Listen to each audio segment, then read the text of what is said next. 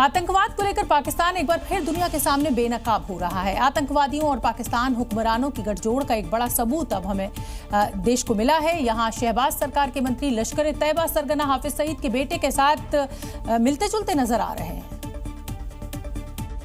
और ये तस्वीर उसी की नापाक गठजोड़ की हकीकत बयां कर रहा है, जहां आतंकियों के पास पाकिस्तान के मंत्रियों को एक साथ मंच साझा करते देखा गया।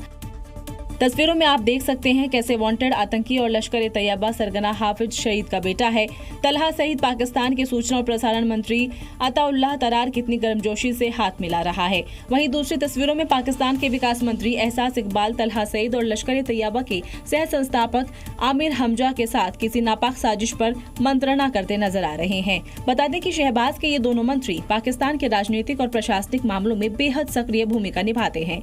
ऐसे में आतंकी सईद के साथ दोनों की तस्वीरें पाकिस्तान और आतंकी संगठनों के बीच गठजोड़ का बड़ा सबूत है। भारत लंबे समय से पाकिस्तान पर आतंकवाद को पनाह देने के आरोप लगाता रहा है और अब सामने आई ये तस्वीर उन आरोपों को और मजबूत करती नजर आ रही है।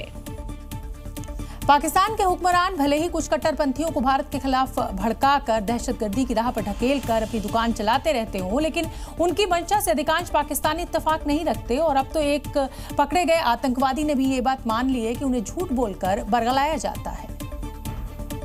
अपनी गिरफ्तारी के बाद मोहम्मद उस्मान जट्ट उर्फ चाइनीज ने ये दावा किया कि उसकी दहशतगर्दी की कोई मंशा ही नहीं रह गई थी। पाकिस्तान में जो कुछ उसको बोला गया था कश्मीर के बारे में, उसको उसके विपरीत यहाँ पर मिला। विकास कार्य मिले, लोग जो है शांति से रहते हुए दिखे। सुरक्षा बलों के शिकंजे में आया ये आतंकी लाहौर का रहने वाला है और लश्कर-ए-तैयबा से जुड़ा हुआ था। उसे स्लीपर सेल नेटवर्क खड़ा करने की जिम्मेदारी मिली थी, लेकिन यहाँ सब कुछ अच्छा देख इसका हृदय परिवर्तन हो गया और वो सब कुछ छोड़ अपना निजी सपना पूरा करने का फैसला करने लगता है और उसने हेयर ट्रांसप्लांट करवा दिया।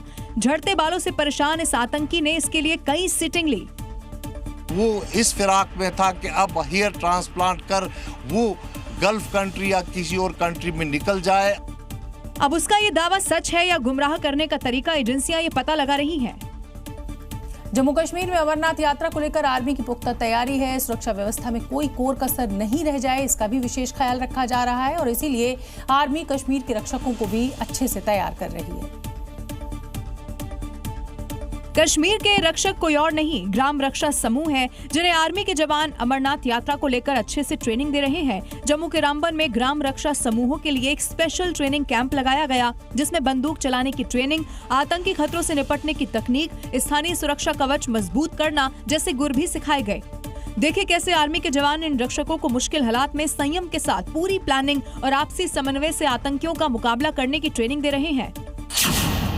ग्राम रक्षा समूह गांव की सुरक्षा और आत्मरक्षा के लिए गठित की गई स्थानीय इकाई है, जिसका संचालन विशेष रूप से ग्राम पंचायत स्तर पर किया जाता है। इसका मकसद सीमावर्ती और दूर दराज के गांव में नागरिकों को आत्मरक्षा के लिए संगठित करना, स्थानीय सुरक्षा और बुनियादी ढांचे की रक्षा करना है। अमरनाथ यात्रा के दौरान आर्मी की तरफ से इन्हें स्पेशल ट्रेनिंग दी जाती है।